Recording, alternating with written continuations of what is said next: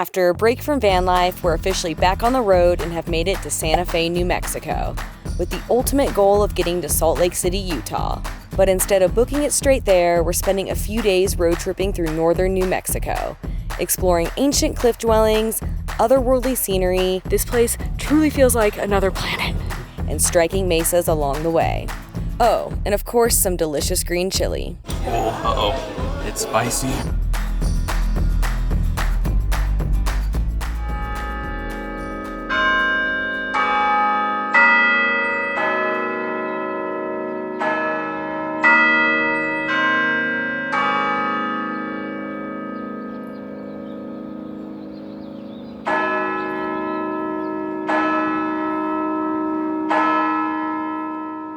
We came to Santa Fe back in 2020, and since we've explored the downtown area quite a bit, our plan today is to head a bit out of town to check out a spot that was closed the last time we were here.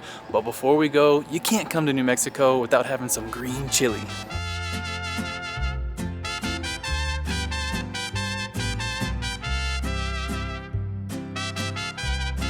Chilies are one of the staple food items here in New Mexico. The state produces 53,000 tons of chilies per year, with the green chili being one of the largest produced varieties. So to try some green chili, we came to Tia Sofia's, a local spot that's been here since the 70s, and is said to have some pretty good green chili. In fact, the menu warns you that they're not responsible for too hot.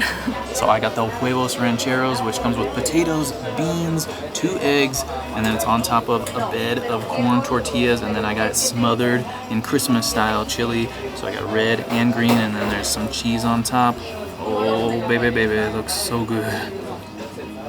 Oh my gosh. Oh, cheesy. Oh, uh-oh. It's spicy. This is just a big mouthful of green chili. Let's get a little more ingredients in there. It is hearty, savory, spicy. It's just like perfectly warm. Like I can feel it in here, perfectly warm on a cold day. Like today, it's kind of a little bit snowy out there, icy. Oh, yeah, it just warms you from the inside. So I got the green chili stew, which has these massive chunks of potatoes in there and also some chunks of beef. But before I try it, I want to try the green chili all by itself. Oh yeah, that has a good kick. That has a good kick to it. Spicy, huh? It's spicier as it's in your mouth more.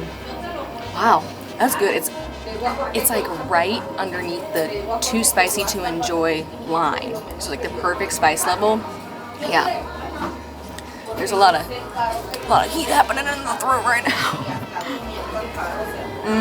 That tastes like an elevated, slightly spicier beef stew. I actually can't tell if this is spicy or if it's just the spice of the green chili still in my mouth.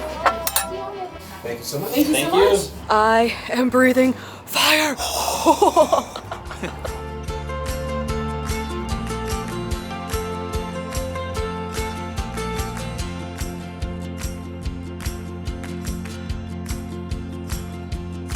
For the rest of the morning and afternoon, we're heading out to Bandelier National Monument, which is home to Native American artifacts and cliff dwellings, and is somewhere we've wanted to visit for a really long time. And the drive out here is so beautiful. We're driving through this dry canyon right now with these unique rocks and mesas, and then off in the distance we have these snow-covered mountains. It is such a cool contrast.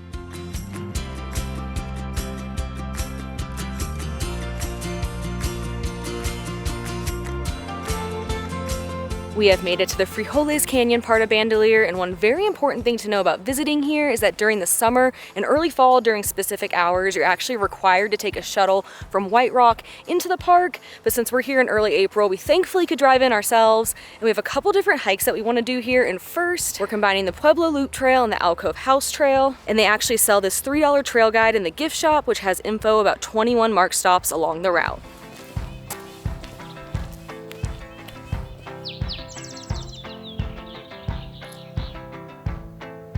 Between 1150 CE and 1550 CE, the area now known as Bandelier National Monument was home to the ancestral Pueblo people.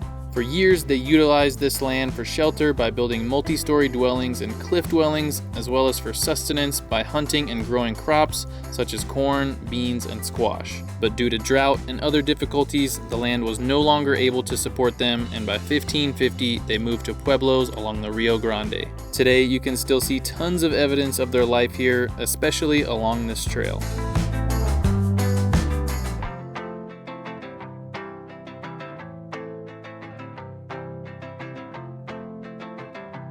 We made it to the first set of cliff dwellings, and what's neat about this park is they have a bunch of these cliff dwellings that you can climb up into using ladders. Ooh, this is so fun! These are like the ultimate tree houses. The first set of ladders just leads you into this tiny little room. We could live in here, huh? Yeah, it's good for 2 people, I'd say. It's kind of a big step to get back on this ladder. Oh my gosh. Oh. Whew. I'm always just so amazed by these cliff dwellings, not even just how they were created, but just thinking about people living in them. And it's always so fun when they have ladders that let you go up into them so you can just really envision what life would have been like.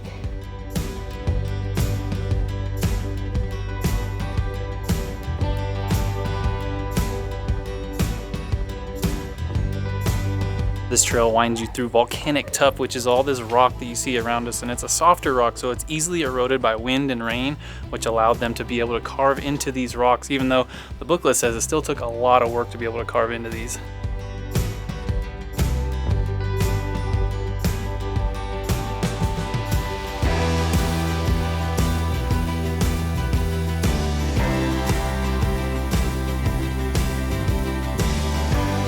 Not only did they carve into the rock, but they would build structures on the outside where you can see all these bricks that are laid here. And so you can tell how many stories it was by counting the holes. So you'd have 1 level here, 2, you can see all the way up there is 3 and 4.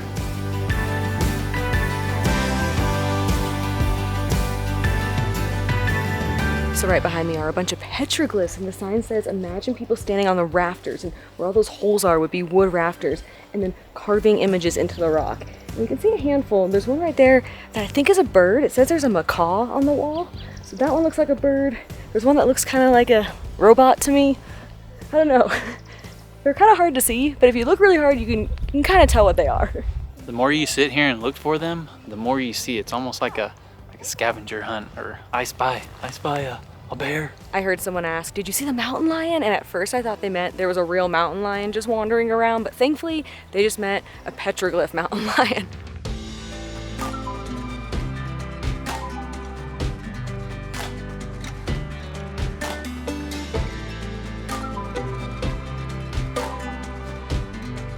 So on the Pueblo Loop Trail, we got to climb up 2 different ladders into 2 cliff dwellings, and we've just made it to the Alcove house. And we get to climb up 4 sets of ladders, 140 feet, all the way to the top. And some of the ladders are really, really tall.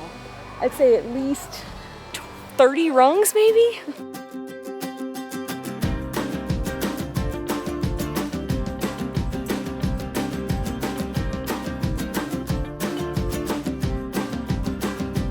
This walkway is so narrow, I can't even fit my feet side by side. Ladder number 2, and this is the longest one. I think I did count 32 rungs on this one. Oh boy. Yeah.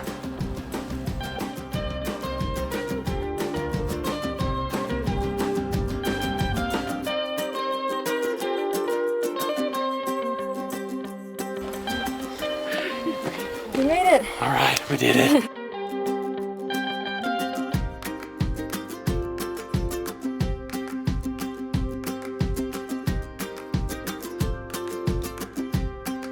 At one point, this alcove provided living quarters for up to 25 people. And check out this view they had, man.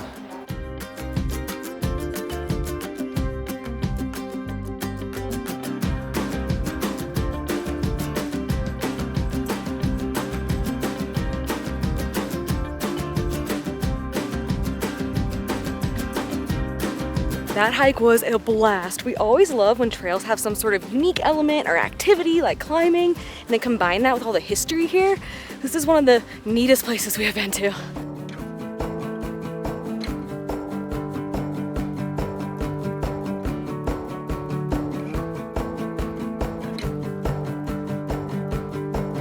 For our final hike in the park, we're on the Falls Trail, which will take us down into the canyon to a waterfall. And you may have noticed that Kona is not hiking with us today, and that's because dogs are actually not allowed on the trails here, so while we hike, she's just napping in the van.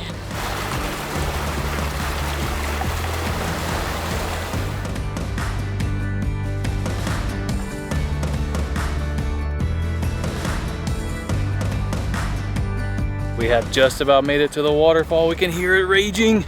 Oh, cool. Oh, yeah. Oh, wow.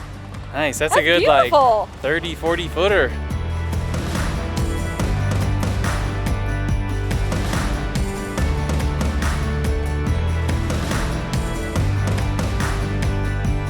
Not only do you have this awesome waterfall here, but you have these epic canyon views, and you can see all the way down to the Rio Grande River. Man, every time we come to New Mexico, we are always just so blown away. Great first stop on the road trip.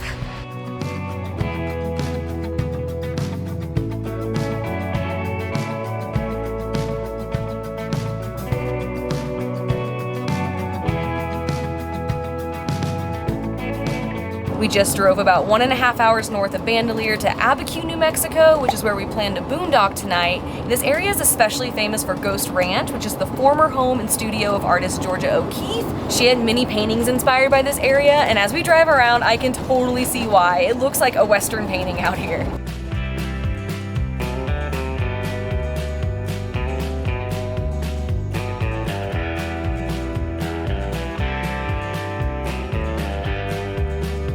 The word that comes to me driving through here is just vast. You have massive mountains, but you can just see for so far, so many miles, and everything is just so wide open. You feel so small being here.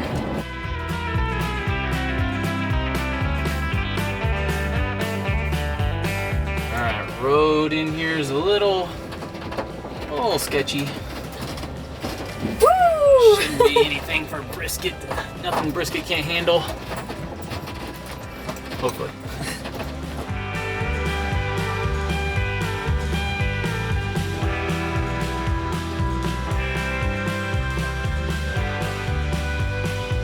I think this wins for the most epic campsite in our 4 days on the road this trip. Wow! We have Ghost Ranch over there, mountains over there. Oh my gosh. If I'm being perfectly honest, I had a little bit of anxiety and hesitation about getting back on the road just because I love the routine that we had back in Texas, and van life just comes with so many daily challenges and stresses that I just wasn't sure if I was mentally able to handle. But the first few days we've been on the road this trip have just been incredible, and staying in spots like this and having this as our backyard just totally reaffirms why we're living this lifestyle. I just could not be happier right now.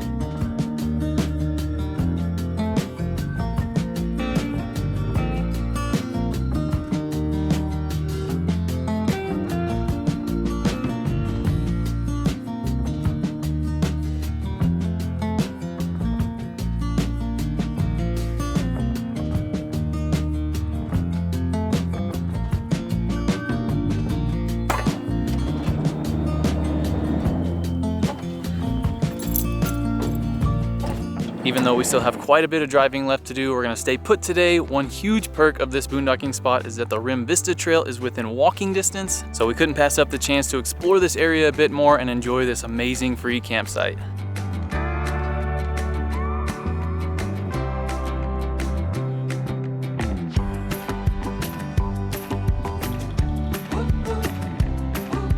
It feels so good to be back out hiking again.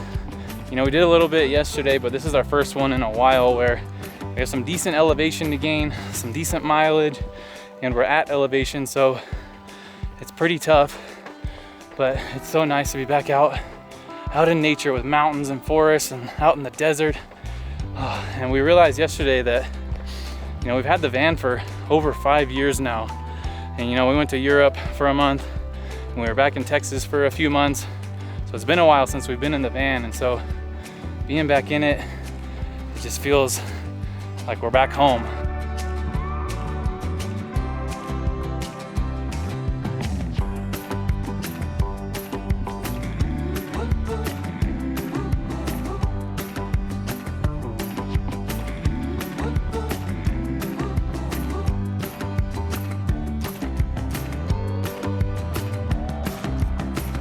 from this high vantage point, and on such a clear day you can see so far. And one of my favorite things about this area are all the colors. I love the tan, orange, and red mesas contrasted with all the green shrubbery that just blankets the whole area. Like we said yesterday, we're always just so blown away by the scenery here in New Mexico. It is such an underrated state, especially compared to the neighboring states.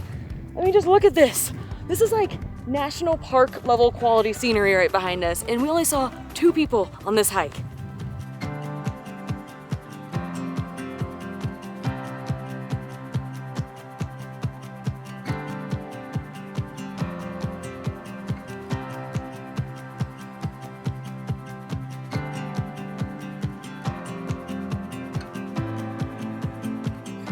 And just like that, well, technically about an hour later, we have made it back to the van.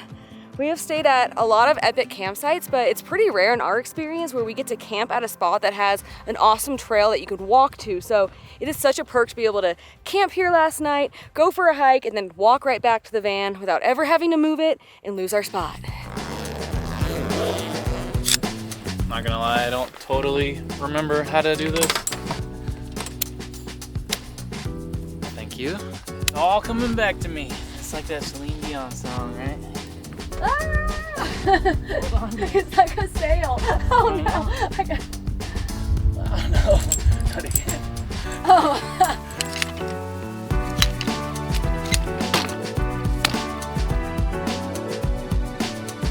We bought this moonshade last year and we used it maybe one time, mostly because we were usually in a spot where it wasn't a good place to set it up, or it was raining, or it was windy, or there was too many bugs around.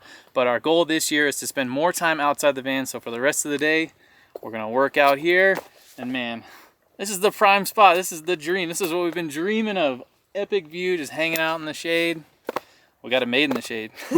I was telling Adam earlier as we were hiking down that the last day has kind of been my dream van life day. Getting to have a beautiful campsite with no one else around, and then like I mentioned, getting to hike from the campsite without even leaving, and now just getting to sit out here and just enjoy it. We're often just running around trying to do all these activities and hikes and adventurous things. And honestly, I think my favorite part of van life is just the living part, just being in the van, drinking our coffee in the morning, just lounging around, working with just an amazing view. So yeah, this is the dream. This might seem kind of boring just sitting here, but this is, I think, my dream.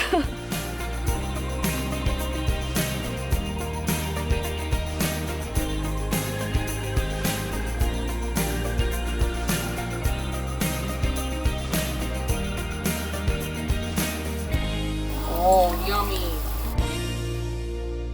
Tonight for dinner, I made a New Mexico inspired salad. We have greens, we have veggies, we have steak, and then we drizzled a Hatch green chili vinaigrette on top, which I've already sampled, and it is really good. It has some honey in it, so it's a little sweet, and then I put more Hatch green chilies than it called for, but it doesn't seem too spicy yet. Now maybe as it, you know, marriages together, it'll get real spicy. We'll see. Yeah, this might have to go in the rotation. No, this is solid.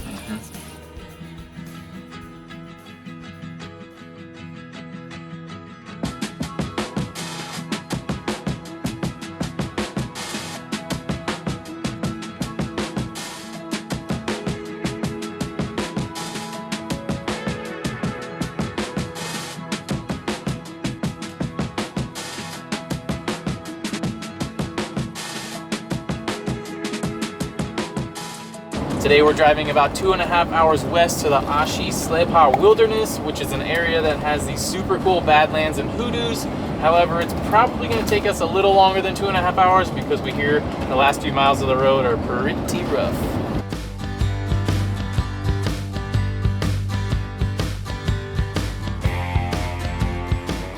We have made it onto the unpaved road, and so far it's a little bumpy. I spilled water all over myself trying to drink out of the water bottle. We hit a bump and then it went all over me, and you can probably hear our cabinets just, oh gosh. It sounds kind of like all of our cabinets are gonna fall down, but it's not that bad yet. And sometimes when we go to these places that are on dirt roads, the reviews just make it sound so horrible. Like, you're gonna get stuck, it's awful. And usually it's not as bad as people make it sound, so I'm curious if this will be the same way, because so far it's not bad, but I do think it's gonna get worse the closer we get to the end.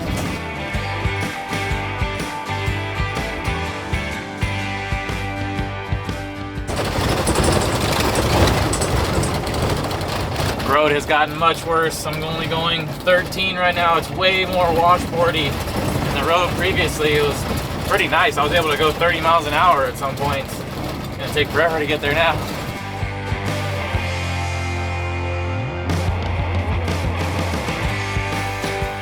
We're getting so close, and the road is so bumpy. It's not bad by any means. There's some sand on it, but I don't feel it or anything. But it is definitely. Oh my god! A drawer just opened. All right, we've got a big rut in front of us. Kind of nervous about this one. I don't want to like bridge or something. Oh god. Oh my gosh, oh my gosh. I don't know what just happened, but I think we're okay. That's kind of scary. We would definitely recommend having a higher clearance vehicle. We made it. So there is another area nearby with badlands and hoodoos called the Vista Wilderness, which is easier to get to, but we chose to come to this area instead because we hear that the Valley of Dreams Trail is one of the coolest trails in the area. It's not a well-marked path though, so we downloaded the offline All Trails map so we can find our way.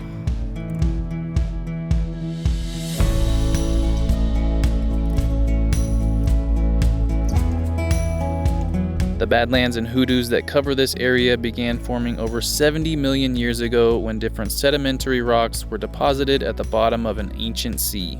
And after the Colorado Plateau uplifted and exposed them, millions of years of water, wind, and ice have sculpted them into the unique shapes we see today.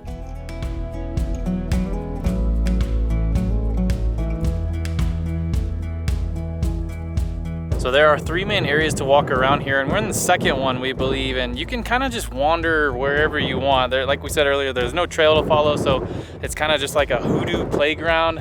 And what I'm really liking about this one is the different like textures and colors. Everywhere you look is just slightly different. I mean, there's tans over here, there's reds over off that way, there's more black rock, like stripes of black in there.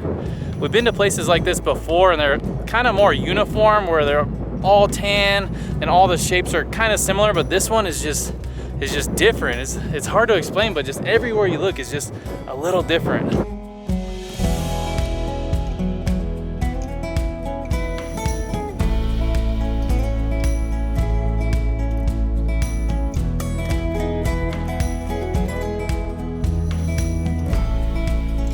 This place is like a giant maze. Just when you think you've seen it all, you go around a corner, or you go up a ridge, and there are more hoodoos to check out. And we're currently on the hunt to find these hoodoos that are on the All Trails map that have some pretty unique names. We think this one might be the hoodoo with 2 legs.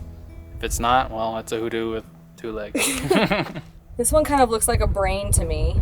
And I also saw one earlier that kind of looked like a giant shark fin. It was very different from all the others. As we've been walking around, I keep seeing on the ground what looks like pieces of wood. I'm like, man, why are there sticks out here? But pretty sure this is petrified wood. This looks like exactly like what I would throw on the campfire. And even Kona's trying to jump after it, and she knows her sticks. But it is really heavy and it's rock hard, like you would imagine rock would be, but it looks just like wood also. It's like a mind bender. There are a bunch of named hoodoos that we just cannot seem to find, like Chocolate Penguin King and the Petrified Wood Turtle. I don't know if we're just not using our imagination enough, or if maybe the names are a bit of a stretch, but I do see the most famous hoodoo in this area, the Alien Throne, which is such a fitting name because this place truly feels like another planet.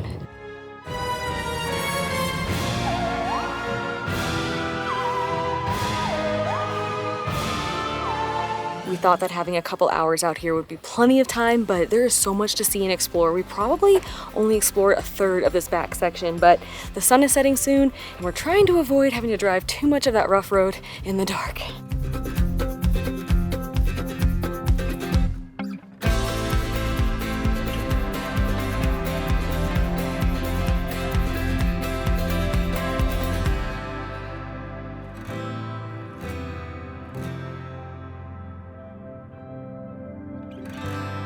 Since this is on Navajo Nation land, you're not allowed to camp there, so we're gonna head back the way we came to a BLM trailhead to sleep for the night.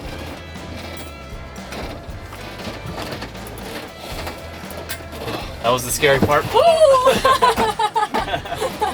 I was about to say like a boss. Yeah. And there was one more pothole there. All right, well, we're through it, the worst part. All 3 of our drawers busted open on that one.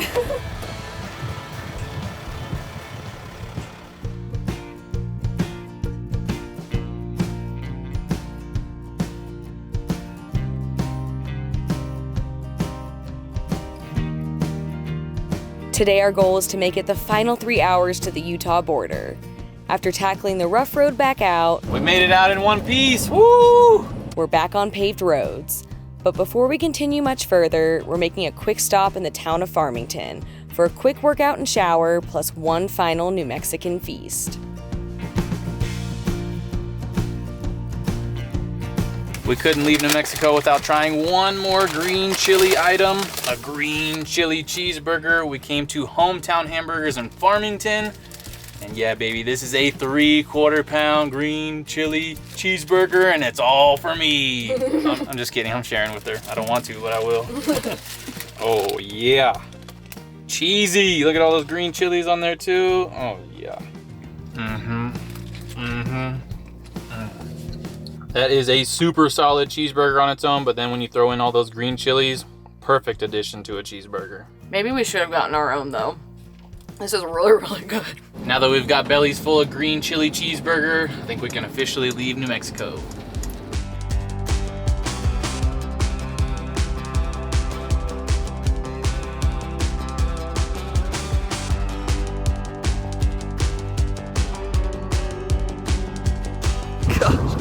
Blow the door off. Oh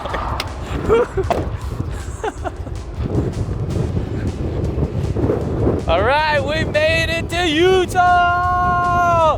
This wind is ridiculous. Oh my gosh, we've been getting blown all across the road for the last hour. Oh my gosh. I think we gotta go back inside. It's too much. Can't even walk out here. So we still have a 4.5-hour drive to Salt Lake City, where I'm attending a travel conference next week. But before I go to that, we plan to explore a little bit around that area. Just wish us luck getting there, because I don't know, we might just fly. I don't think we're driving there. I think we're gonna fly there. Oh my, why is she drinking? Every time I start talking, Kona starts drinking. Why? A lot of these cliff dwellings is so hard to say.